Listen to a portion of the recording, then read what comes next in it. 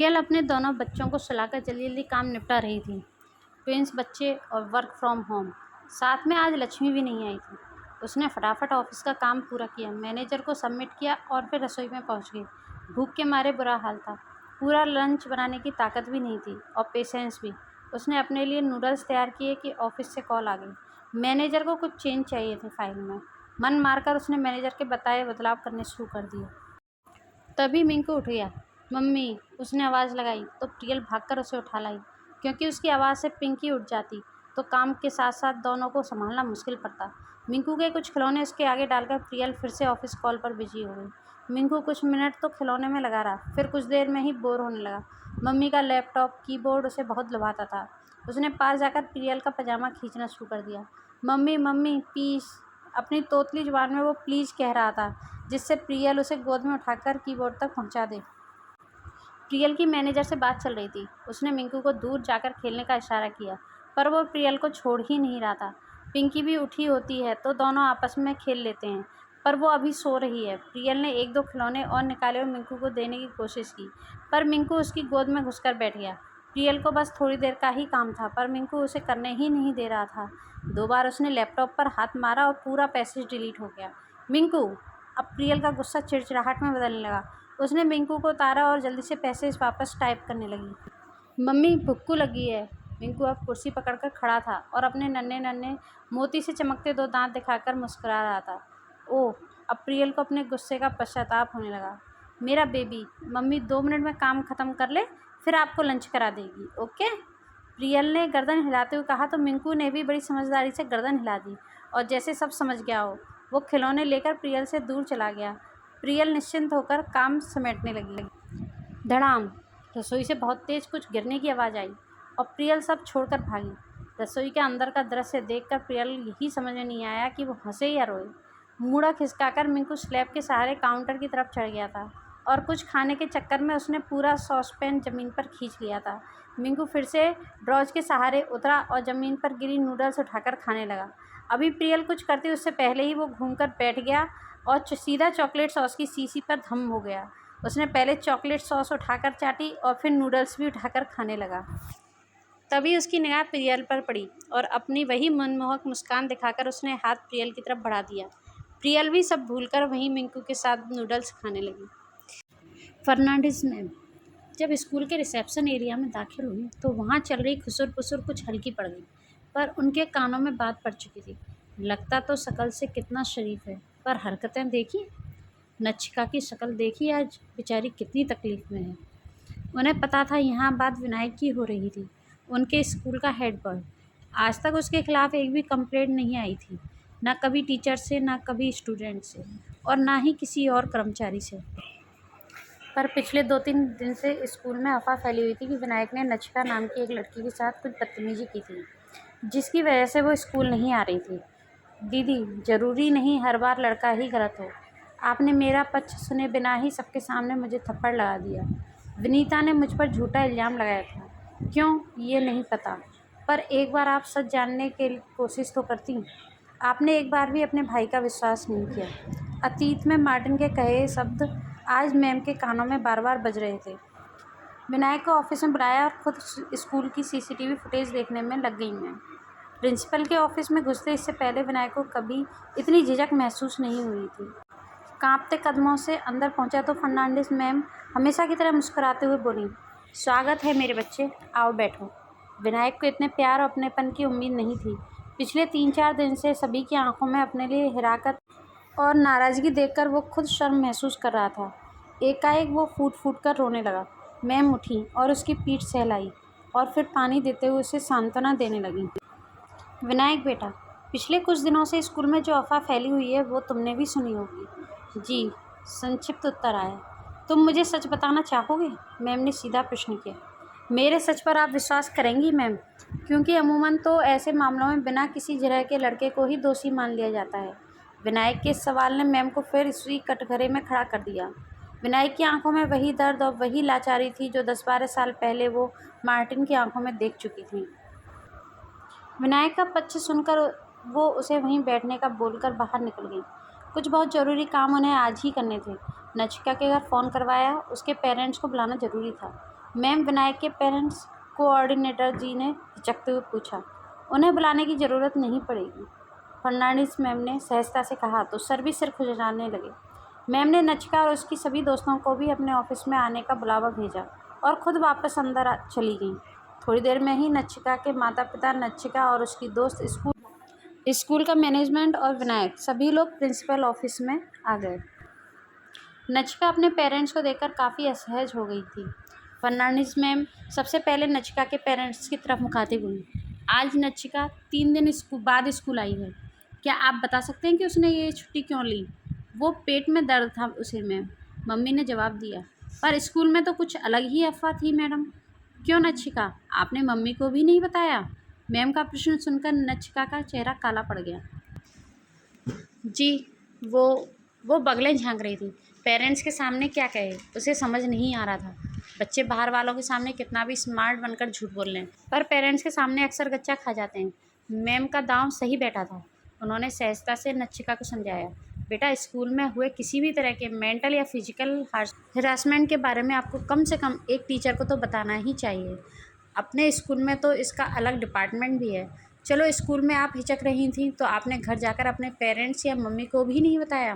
क्या आपको अपनी मम्मी पर भी विश्वास नहीं था? मैम ने देखा कि नचिका पसीने से भीगती जा रही है। नचिका के पेरेंट्स एकाएक पैनिक हो गए। वो नचिका को घेरकर सवाल पर सवाल करने लगे। क्या हुआ? तुमने इतनी बड़ी बात क्यों छुपाई? बेटा, तुम्हें हमें बताना चाहिए था। किसने तुम्हारे साथ बदतमीजी की? मैम ने उनको शांत करते हुए नचिका को अगली सूचना दे दी। बेटा, मुझे तो सच पता है। मैं सीसीटीवी फुटेज चेक कर चुकी हूँ, पर मैं चाहती हूँ सच आप खुद ही बताएं नचिका। क्या सीसीटीवी फुटेज? पर लॉबी का सीसीटीवी तो ख़राब है ना मैम। नचिका की हालत मिनट दर मिनट बदतर हो रही थी। उसने डिफेंस में रोना शुरू कर दिया। बेटा, आप लोगों के स्कूल से जाने के 3 घंटे बाद तक स्कूल खुला रहता है। उसी समय हम सारी मरम्मत और मेंटेनेंस करते हैं। शायद इसीलिए बच्चों को नहीं पता कि सीसीटीवी सही कराए जा चुके हैं। फर्नांडिस मैम की इस बात पर कोऑर्डिनेटर भी चौंक गए। नचिका ने अपना चेहरा हथेलियों में छुपा लिया। आई एम सॉरी मैम, मुझसे गलती हो गई। मैं दोबारा ऐसी गलती कभी नहीं करूँगी। मैंने प्रपोज डे वाले दिन स्कूल लॉबी में विनायक को प्रपोज किया था, पर उसने मुझे पढ़ाई पर ध्यान देने का ज्ञान देकर चलता कर दिया। मेरी सारी फ्रेंड्स को मेरे प्रपोजल के बारे में पता था। सच पता चलता तो मेरी बहुत मजाक बनती। मैं बस यही सोचकर रोए जा रही थी कि इन लोगों को लगा कि विनायक ने मेरे साथ कुछ बदतमीजी कर दी है। मैं तो बस अपनी इज्जत बचाना चाहती थी, पर बात इस तरह अफवाह का रूप लेकर स्कूल भर में फैल जाएगी ये मैंने नहीं सोचा था। मैं डर गई और 2-3 दिन स्कूल नहीं आई। मुझे लगा कि इतने टाइम में तो बात ख़त्म हो जाएगी, पर मुझे नहीं पता था कि मेरा ना आना अफवाह को और विकराल बना देगा। मुझे माफ़ कर दीजिए मैम। माफ़ी तो तुम्हें विनायक से मांगनी होगी, और वो भी पूरे स्कूल के सामने। तुम्हारी एक चुप्पी किसी के लिए जानलेवा तक हो सकती है। इस बात का एहसास है तुम्हें? ऐसे मामलों में हमेशा लड़कों को ही गलत समझा जाता है, पर हर बार लड़का गलत ही हो ये ज़रूरी तो नहीं है ना। फर्नांडिस मैम की आंखों से लगातार आंसू बह रहे थे। उन्होंने स्कूल के स्टाफ और नचिका के दोस्तों को भी डांट लगाई, जो अफवाह बनाने और फैलाने के लिए सबसे ज़्यादा जिम्मेदार थे। असेंबली में जब सबके सामने नचिका ने विनायक से माफ़ी मांगी तो फर्नांडिस मैम आसमान की तरफ देखकर बुदबुदाई, तू खुश तो है ना मार्टिन? शॉपिंग से लौटकर आई शिखा का मूड एकदम उखड़ा हुआ था।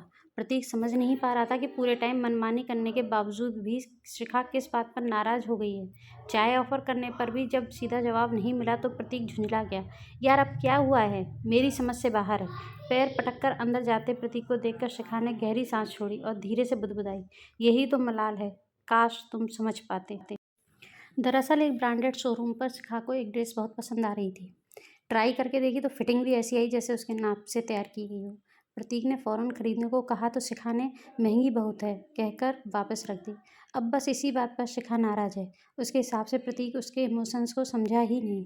उसे जिद करके वो ड्रेस शिखा को दिलवानी चाहिए थी, पर प्रतीक ठहरा बुद्धू।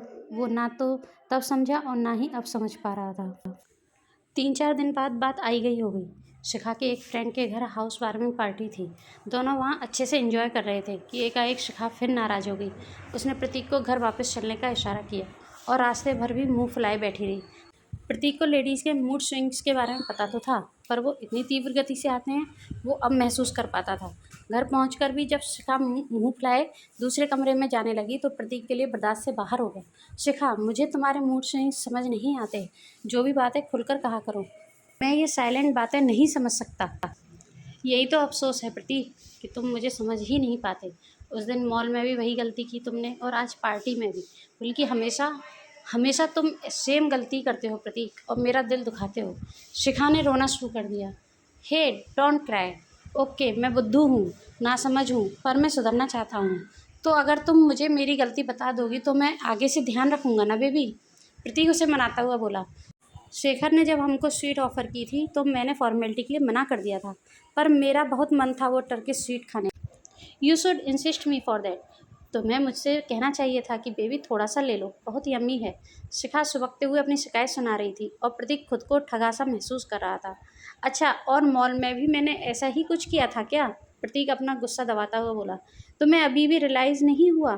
तुम्हें वो मुझे ड्रेस फोर्सफुली मतलब जिद करके दिलवानी चाहिए थी। शिखा ने जब बात क्लियर की तो प्रतीक सच में ही बुद्धू की तरह उसका मुंह देखने लगा।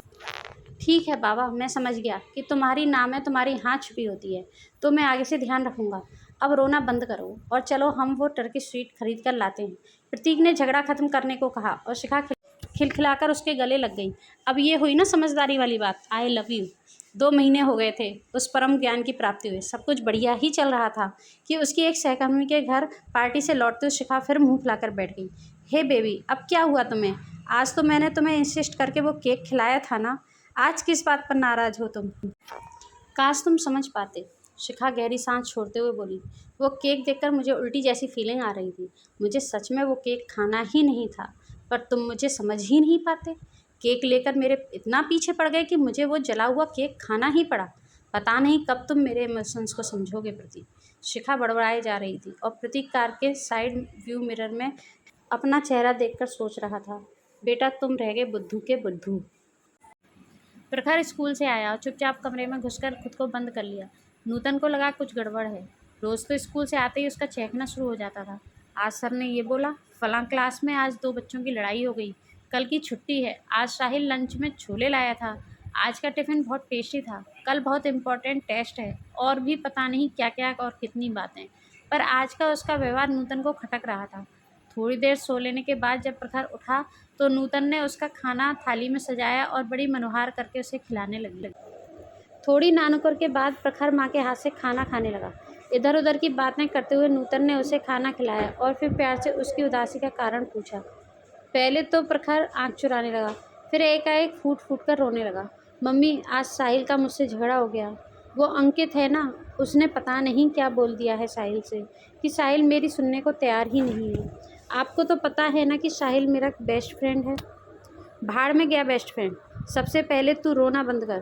तू तो मेरा बहादुर बेटा है ना। रोना नहीं, क्योंकि लड़के रोते नहीं। पता नहीं कब पवन आकर नूतन और साहिल की बातें सुनने खड़े हो गए थे। वर्क फ्रॉम होम चल रहा था उनका आजकल। क्यों नहीं रोए प्रखर? अगर दिल भर आया है तो आंसू बनकर बह जाना ही अच्छा। रोने का लड़का या लड़की होने से क्या संबंध?